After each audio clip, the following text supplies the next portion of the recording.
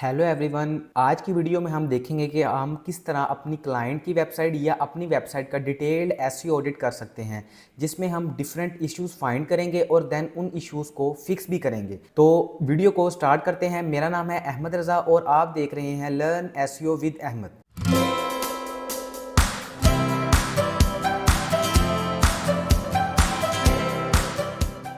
तो इसमें हम एक टूल का यूज़ करेंगे जिसका नाम है स्क्रीमिंग फ्रॉग। तो स्क्रीमिंग फ्रॉग के बारे में थोड़ा सा जान लेते हैं। स्क्रीमिंग फ्रॉग एक desktop based SEO spider tool है जो कि वेबसाइट को क्रॉल करता है जैसे गूगल क्रॉल करता है।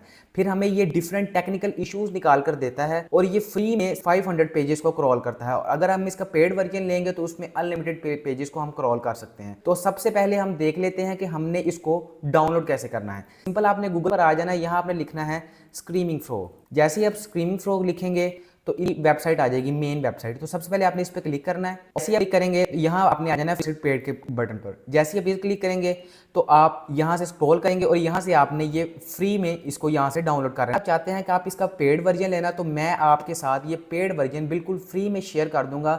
उसके लिए आपको वीडियो को लास्ट तक देखना होगा। लास्ट में इसका मैंने पूरा मेथड बताया हुआ है। तो जैसे ही आप फ्री टूल को डाउनलोड कर लेंगे, आपने इसको ओपन कर लेना है।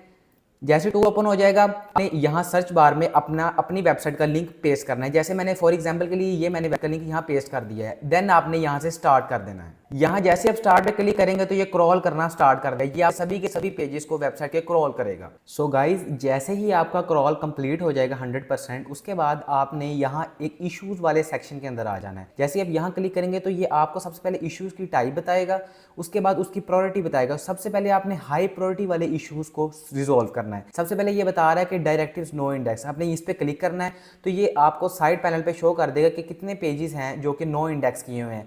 तो अगर तो कोई ऐसा पेज है कि जो इंडेक्स होना चाहिए था और वो नो इंडेक्स है तो आपने उसको इंडेक्स करवा लेना है। देन उसके बाद नो फॉलो पेजेस। इसके बाद अगर कोई ऐसा पेज है कि जो कि नो फॉलो हुआ है और उसको फॉलो होना चाहिए तो आपने उसको फॉलो कर देना है।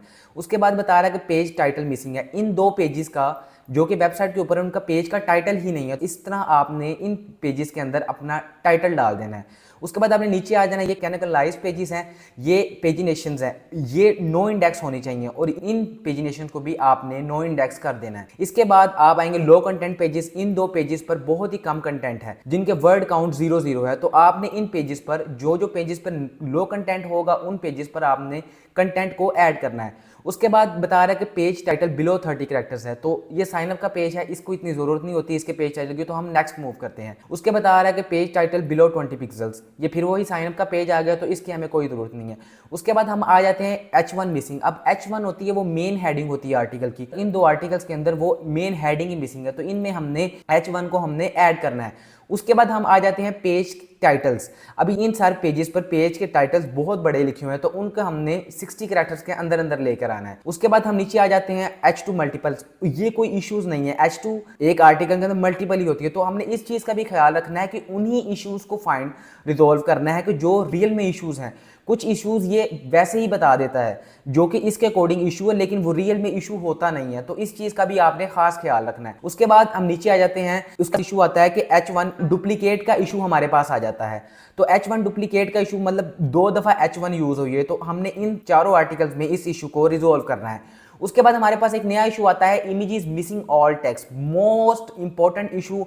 और ये हर वेबसाइट के अंदर होता है कि इमेजेस के ऑल टेक्स्ट नहीं लगते। जैसे ये इसने इमेज का लिंक दिया है कि इस इमेजेस का ऑल टेक्स्ट मिसिंग है, तो हमने इसका ऑल टेक्स्ट ऐड करना है। उसके बाद हम नीचे आ जाते हैं तो ये बता रहा है कि मेटा टाइटल बिलो 70 कैरेक्टर्स, तो हमने मेटा टाइटल को 70 कैरेक्टर्स से बड़ा लेके जाना है। उसके बाद हम स्क्रॉल करते जाएंगे तो ये बता रहा है मेटा टाइटल मिसिंग इन सभी आर्टिकल में। ये तो 2 से 3 आर्टिकल्स में, बाकी पेजिनेशन में तो मेटा डिस्क्रिप्शन होता ही नहीं है। तो इन 2 आर्टिकल्स के अंदर मेटा डिस्क्रिप्शन ही मिसिंग है, तो हमने इन 2 आर्टिकल्स में मेटा डिस्क्रिप्शन को ऐड करना है। उसके बाद हम नीचे आगे, अब इनमें H2 है ही नहीं, तो हमने ख्याल रखना है कि H2 हेडिंग्स भी होनी चाहिए। ठीक है। उसके बाद हम नीचे आगे, जैसे ही हम नीचे आए उसके बाद हम देख रहे हैं कि मिसिंग इमेज आर्ट एट्रीब्यूट्स। इन इमेजेस में आर्ट एट्रीब्यूट नहीं है, तो हमने इन इमेजेस में आर्ट एट्रीब्यूट्स ऐड करना है। बाकी ये सिक्योरिटी के इश्यूज हैं, ये इतने इंपॉर्टेंट इश्यूज नहीं होते, तो आप इन्हें इग्नोर कर सकते हैं। सो ये था हमारा डिटेल्ड एसईओ ऑडिट। अगर अगर आप इस तरह की वीडियो और देखना चाहते हैं, अगर आप स्क्रीमिंग फ्रॉग को इन डेप्थ ट्यूटोरियल देखना चाहते हैं तो नीचे कमेंट करें। और अगर आप इसका पेड वर्जन बिल्कुल फ्री ऑफ कॉस्ट हासिल करना चाहते हैं तो कमेंट में फ्री लिखें। मैं इस पर एक डिटेल्ड वीडियो बनाऊंगा कि कैसे आप इसका 200 पाउंड वाला प्लान बिल्कुल फ्री ऑफ कॉस्ट हासिल कर सकते हैं। मिलते हैं नेक्स्ट वीडियो में। आज के लिए इतना ही। अल्लाह हाफिज।